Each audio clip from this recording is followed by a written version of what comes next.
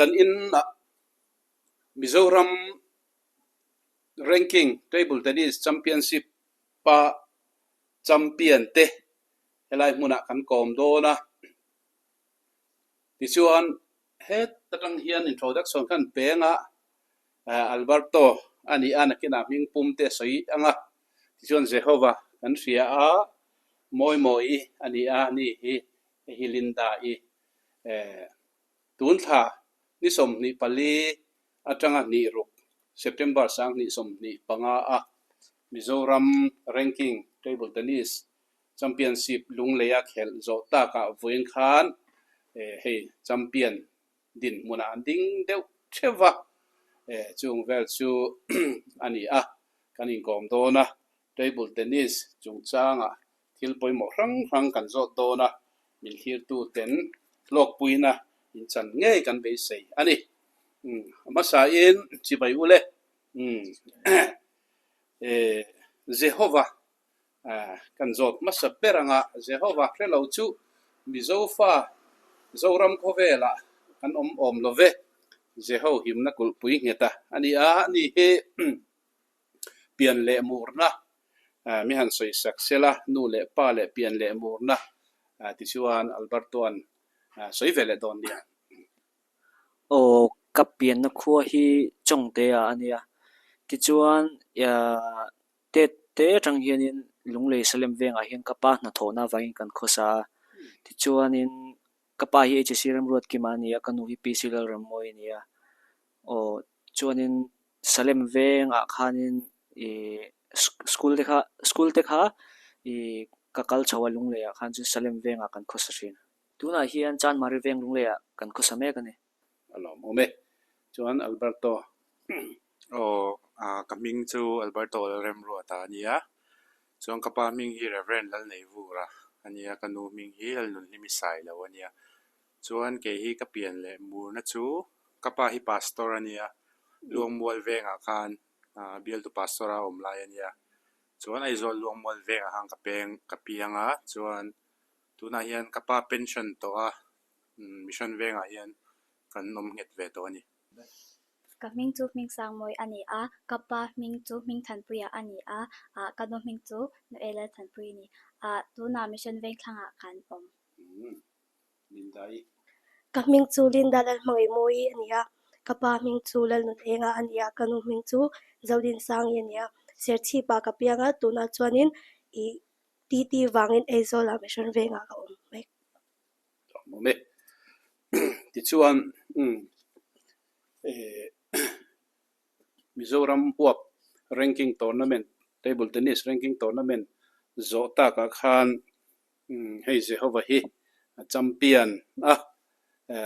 kalkong te nakina kanin zot turanga ila chumi ma chuan TT ikhel choudan ikhel kum le engtia tuinge ni ti akha zau devin an soita che kapa hi sports lama hina tui khop maya no pante te tanghan sports lama culture hian nin du mema ti chuan table tennis kalu chi ka khel ma hianin football le badminton hi ka khel na sa chuanin kapa khanin individual game khel tur khanin min du ve deuni khan ka ria chuanin kumsang ni le som pakhat kumania ta khanin salem venga kan lo oma ta khanin kan venga mitlom ngai zual anma ni poisa leo tho khomin provision te pamon te le midang te pon te la chuta chuanin aizolami pula ngai nat oma tui ko tlanga khosamek ani kha private angin anroita chuanin tlai khat kha football ka khel bang ka holam pangkha ka thien te kha min lo ko hei ti khelang mi ngan ti khelena ke ngai lo ti kha ti chuanin ka thien ten min ko pena wang khanin ka holam pangkha ka penga chuta changchon nuam ka ti mema ti chuanin sarnga ya noya khanin ti ka khel chhotran ani chu alo ome Alberto khan soi ve sela mi zo na ngai che kha ma sabera chuan kapa hi ti tuisa nia ama hi Korea ram vela lo om ve China le khazir khan kha TT hi atui top ta chuanin veteran vela khan khel chin ta ma se ge kha chu kan no pan lai kha chuan ka tui lo ta games te wrestling ti vel at chil top kha kan ya chuan veng nuaya khan veng nuaya kan nom lai khan kan in bul chi hiwai me hol ania kata khan in wai me ho khan table pat khan on da ve ta chu ka pa khan min zuk khel lui tir ve deuh thina chuan ke ma khan nuam kha ka ti chho tan lu tuka chuan ta khan ka phur lu tuka ke ma khan catch them yang a hun lai catch them yang coaching le SSA coaching ka ti khan join ve ta jing le tlai ang kal kop ta ei model venga sarlung ne ma kan ti te jia coach tho sanga ya kan ti te sarzo ne ma kan ti te khatiang ho noi a khan lo khel chho ve tana chuan tun thleng hian tian la khel ve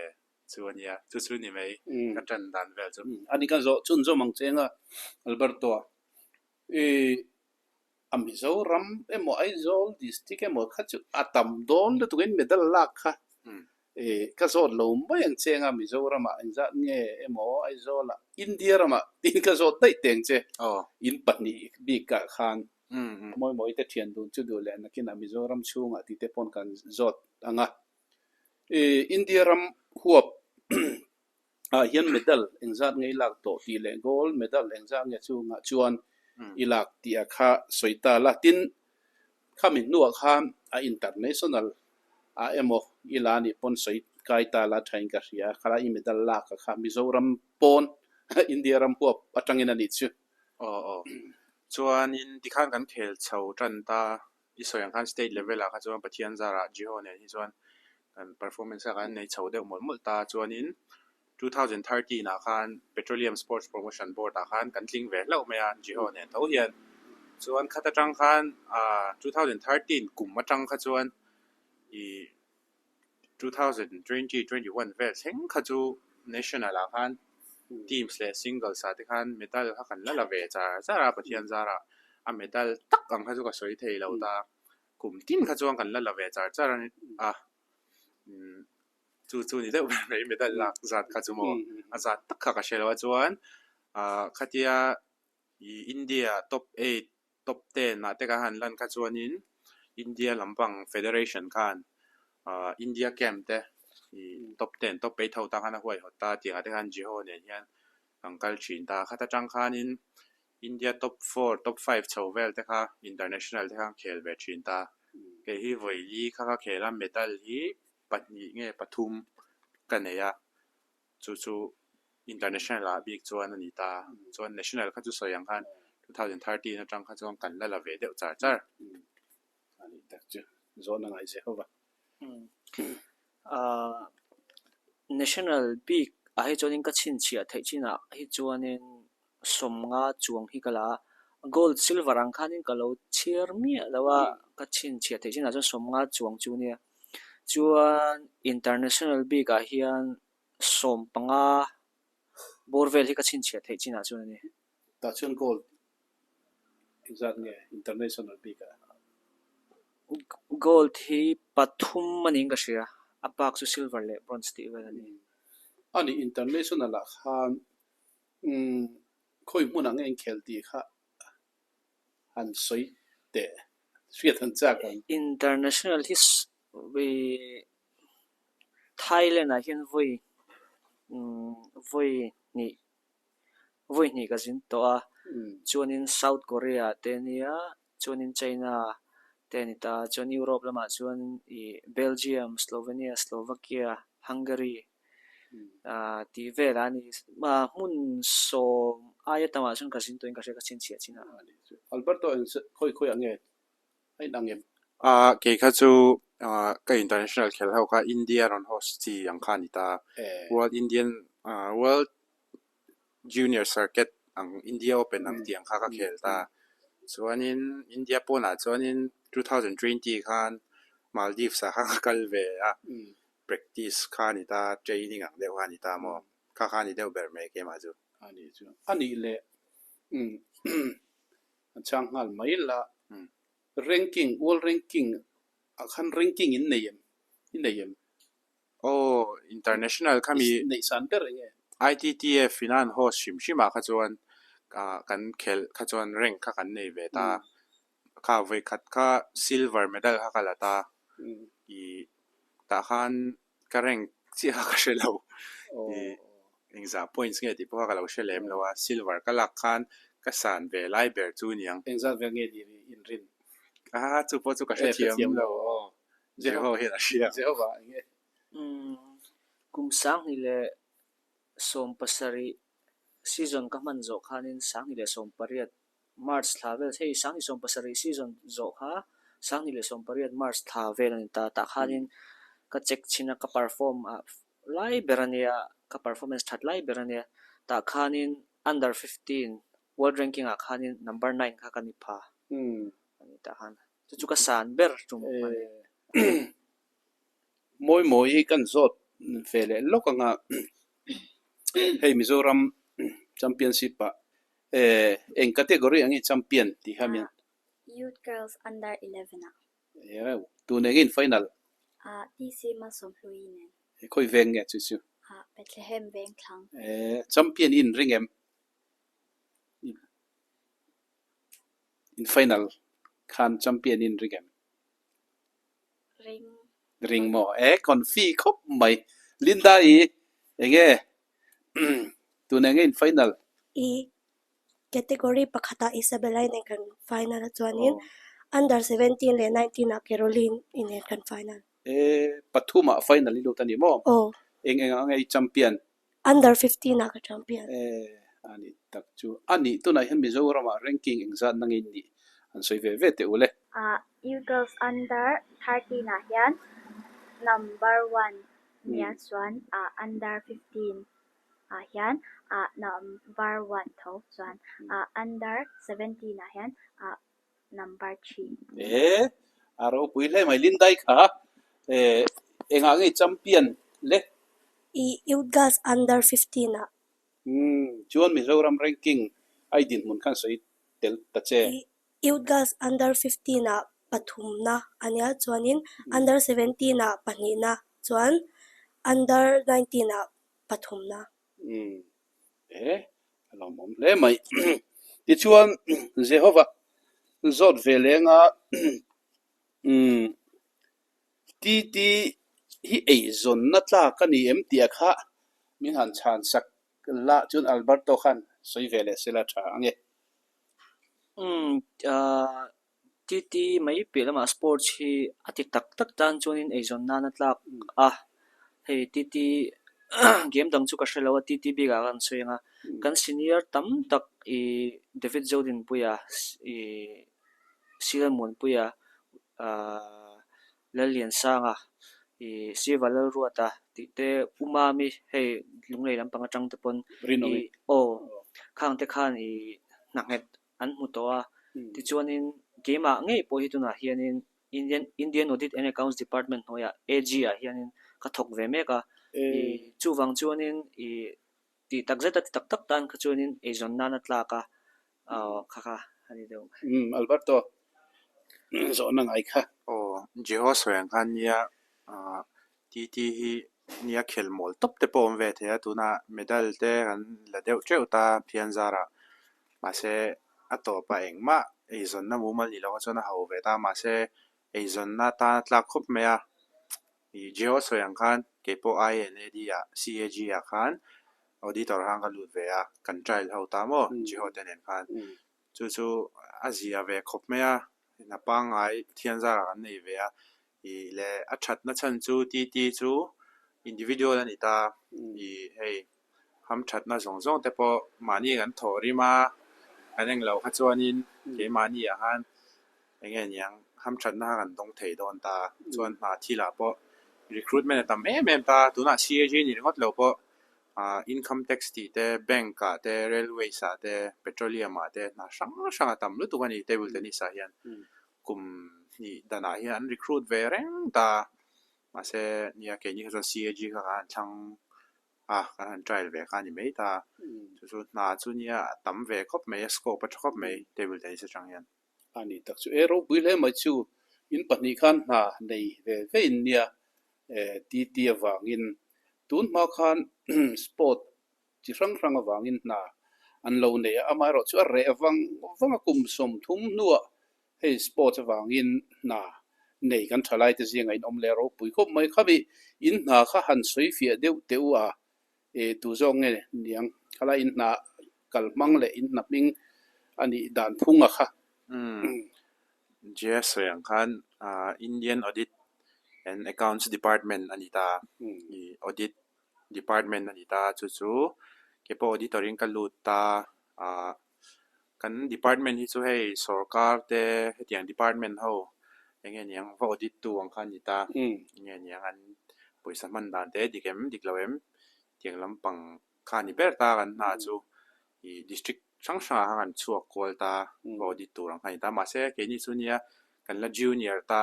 seniority hian ti khan chuak ve chin ta audit tu pon kan la junior ke ni chu office a kan thua ya tu lang ang kha ti khan section a han min thon kwal ve chin ta chu ani deuh ber mai ke na kala soi fia thiam dan ber chuan ela okay kan soi bel le nga keni sports quota table tennis quota join kan ni wang khan na hi kan office war po hitlem ma jing dar som atanga tlaida ru khlengkal turni regular tan jun amaro chu sports quota kan ni wang khanin dar som atanga dar ni chau hi kan aten ta chuanin game big ahin kan soi lo nga kan headquarter lam hian kumin khan thu chu tharan on ya India rama men's senior category top 25 falang pha kha chu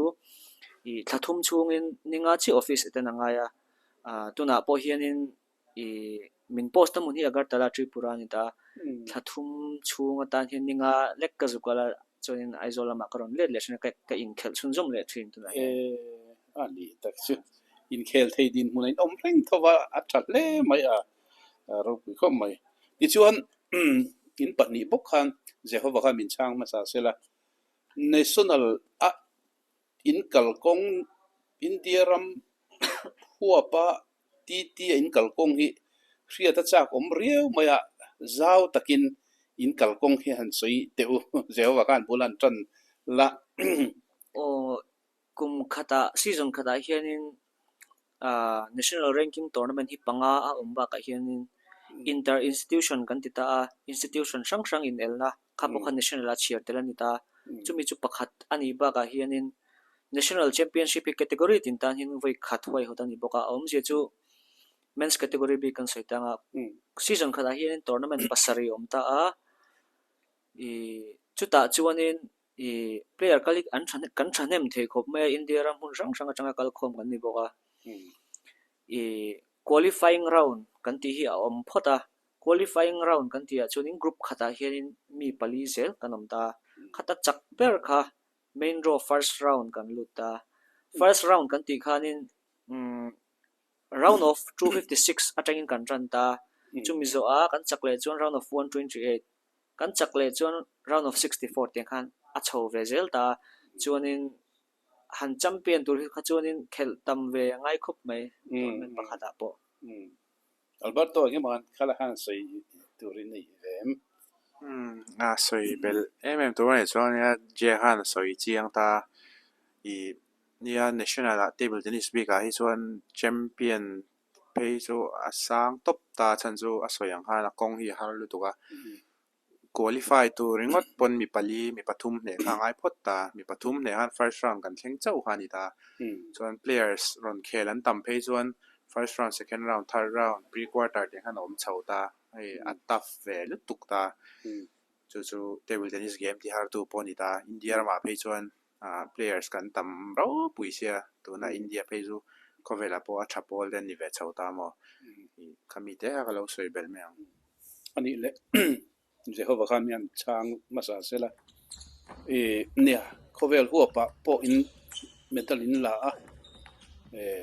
ni mo za tin la to tuna hian in tum hi enge India rama hian kan then kual to ma yang in ti nge kovel a hian champion le kan tu ni ti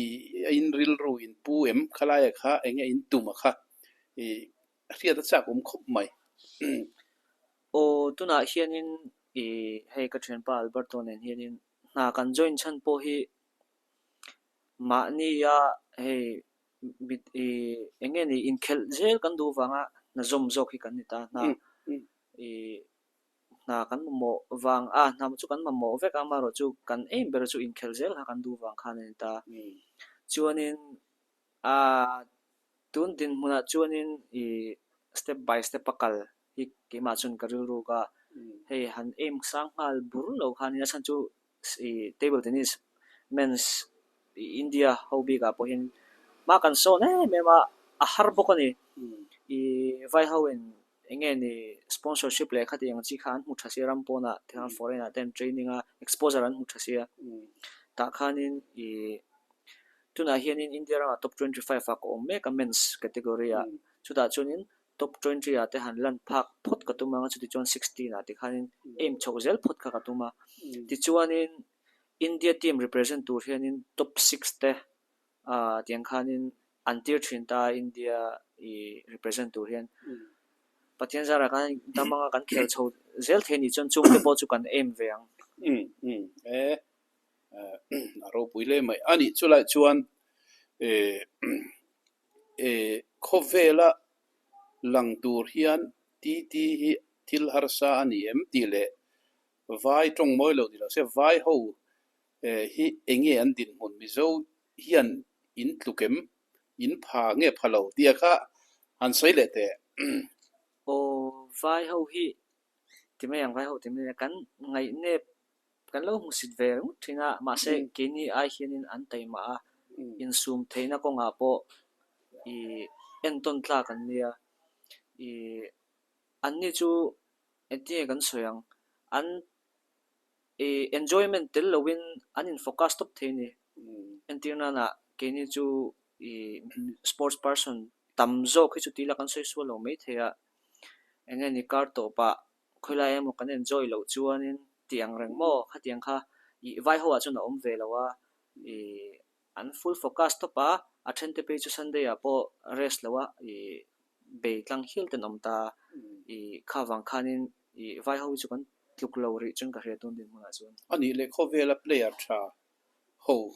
kho chak lam hi an thatlang pui he hi eng nge phalo nia in riat tun tin ma chuanin again speed kan ti mo ke ma ni kan taksa che ram zong ate le khatinga khanin le pawara poninga kan la phak lo mem ti kashke ka khel pui to te chang point ki kasha theita chi China te Korea te Japan ti te an cha fal em ti te hian chun tu na point Europe lampo he man lo son cho em upset po tamre ta Chinese player han ne te Japanese player han ne te khating te poka atam to em Europe po hi man son zol tun din na chuan enge chu phak in phak lo na lian a chan nia lang training nge khalai tak kha training hi chu an ni view me ase mun danga jin chua tama ton shet nei tam hi poimo ka ti ke ma chuan a chan chu entirna na India ma academia pakhata training ranga angai rang khelpui ai chonin jin chua kila midang kan khelpui ngai lo ke ni ai thate ke ni ai thalem lo te pon yang khading kan khel tam shim khan le environment danga kan vakhel khanin ma son the khop mai Alberto khat han thil pakhat kan zot le chenga tunami ka chu Jehovah chan na khat du tok mai la hey Mizoram hian ti soya chuan soita si ti kan soi chuan Jehovah le Alberto ti kha ani maya midang kha an omwak lawa ta top player tak kha rin pui te chu thudang ni sela in pani hian in shoot tam view to in karinga head to head nangma ni bi ka hian enge Jehovah ne hian han soi te an shecha kin karing nia ni tuna chuan nia tun din mun ti mai la kan pani era ni ve ya tong moi lo ni lo se le ra sang sang ma u de vida te u pu ye te u lo te era ti ha ta tuna chuan nia kan era ni ve ria ti mai yang chuan he chu he ta chuan Jehovah hi tam to zo มาชวนจู academy ก็ต้องไล่ที่ก็ชวนไกเนี่ยชอกแวเดลชื่อนะที่มาเสตัวน่ะชวนเนี่ยกัดลุกเรามาเห็นมิเนี่ยเดลจ้าล่ะกันเนี่ยเวเซซอกอันนี้เลยสร้างซอกให้จูให้ตาจวนอันนี้เลยเจฮว่าจู defensive player อันนี้ตาจู defensive player ฮีเขลหาเงหาโลนัง experience อีโมตาชวนก็สวยดูจู defensive player จูเนี่ยไอ้เทคตูตานชวนเกมมันนี่ offensive ตานชวนtime เทกันหัวเอาละตําตักปอมตามาเสเนี่ยเจโอบีกิเนี่ยไอ้ทรูดูนไม่ละเชียนนี่ไม่ละก็ฝักเวดัวball quality India ปอตุนะชวน defense ราชวนชับเบอร์ที่ก็สวยงามก็ชวนไว้ที่ไม่ละนำดังลำปัง main lane เฮาปนอันเจเลยเทเราตา ball quality ชาชวนแม่งเราตาJia defense big pay sunia har khop mai I kat kan ti back spin tam mo net run shul niam box yang ka om ta Jia defense su acha Jia hi su tum har khop mai ni lawa chuan defender pa ngai ti me tong moi lo se satlia ve de chu I tuman nuam zo achan chu board an latta atla tang ron da del ta quality chera san pe chon ke ni attack of tu tan chuan time kan nga ta lo pop the du le short te kan lo da te thiang khan I ka chu player chat lo ai nat ka ti ani le hoin khan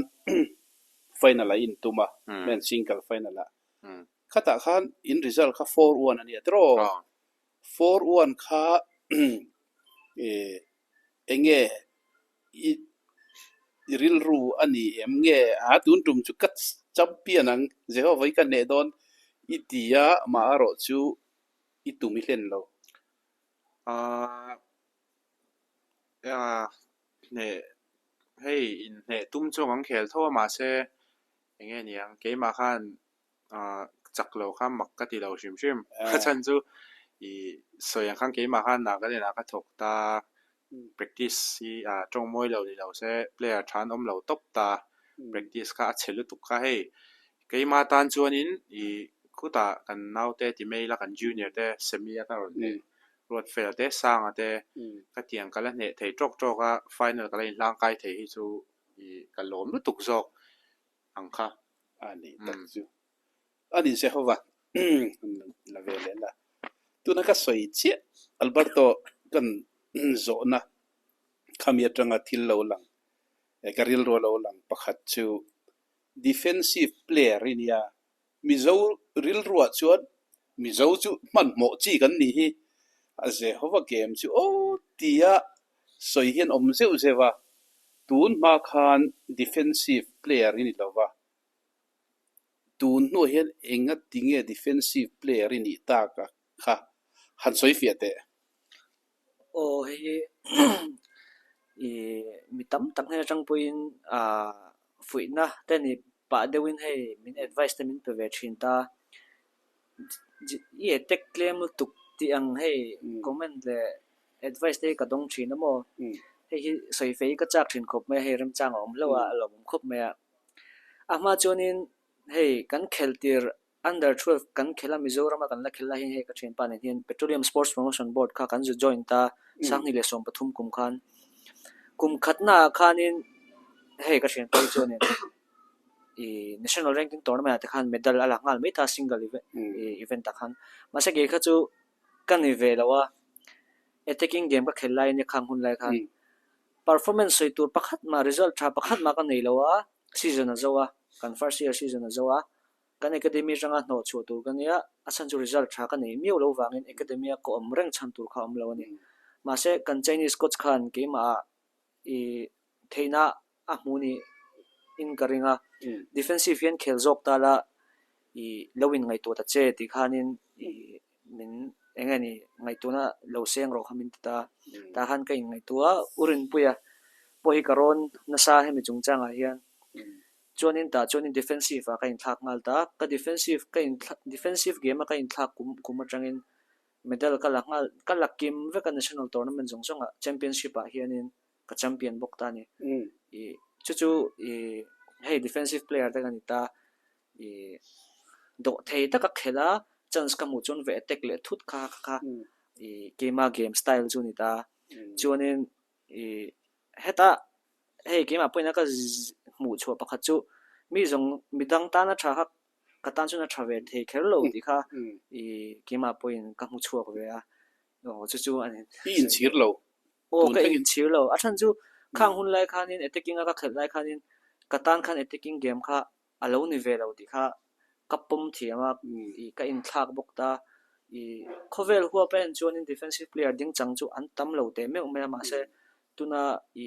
pathian jara ka achievement nei tam tak dei defensive ka in thak wang ne chu wang chon in chirna pakhat ma chu ka nei ani chu lo mong ko mai chuan Jehovah bok awat hey ti thiama wang hian awat hi la to in ka ria a eng tenge ti te khan soi le la o I Mizoram chung bikha kan soi ma sanga usam most promising sports person of the year akum tak kha ka chiang lawa mi hre thiamula chonin Fulmoy sports person award po hi kadong to boka hi akum tak hi ka chiang lo boka ti chuan national big ka hin award pakhat kadong ve to a national child award for exceptional achievement sangni le sompanga kum khania khati hunlaya India president Pranab Mukherjee ne tang khan kadong ro pui le mai hey Jehovah le Alberto te hi ti wanga namu anni a CAG accountant general na mu a ti chuan hey police te tong moi lo ni lo sila thil dang eng inga mo a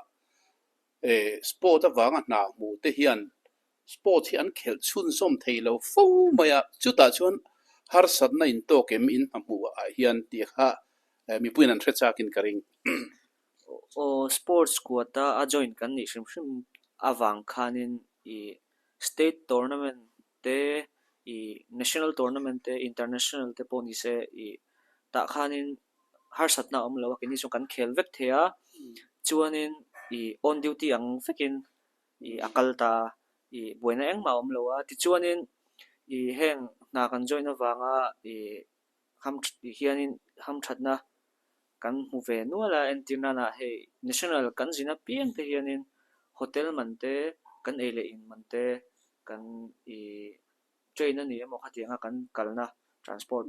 jongjong transportation a kan insen so jongjong te pokha I engemo chena kan reimburse ve thea I chuanin o inkhel lama chon engma boina omlo Alberto kha nya soi ve Jehovah Sang kha ani deuh maya leave te tiang khan min palsak vek ta in khel na thil li kha chuanin national level mo international level a medal kan lak chuan office kan join to no kan lak chuanin increment special increment hi kan mu thei bok ta kan lo kha an san thin ta azat kha chu soilo mai la I dikhanin chatin kan monthly salary kha apung thei ni chu gold silver bronze eng po kan lak khan kha ma second service chung hian voinga chi kan apply thei ta kha voinga chi kha kan lo ha pung thei thung ta chu kan designation a zir khan asan chon atamanga tiang khan ni ve ata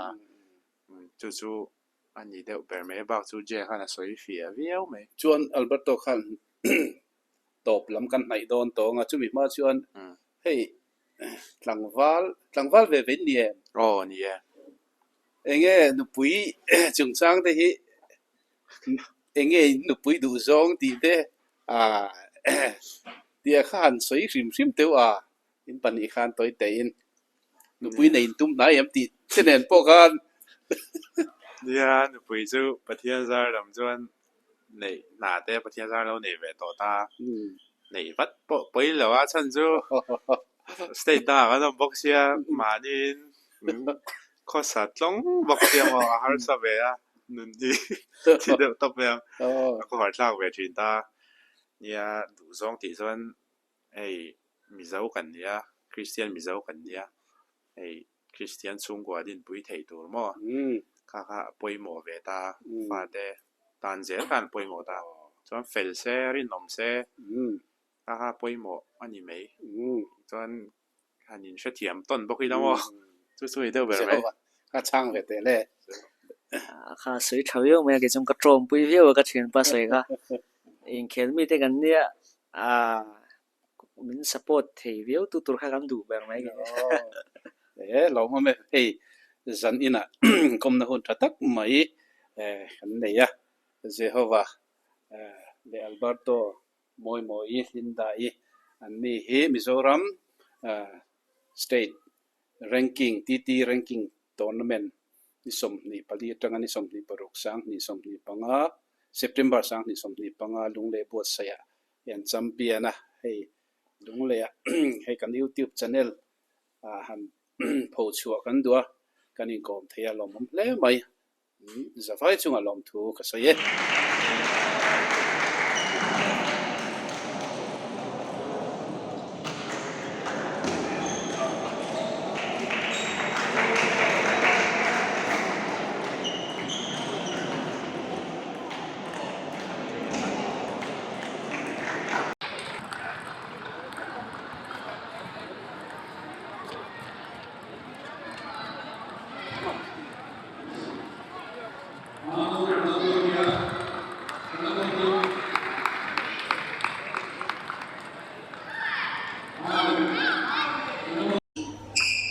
sosok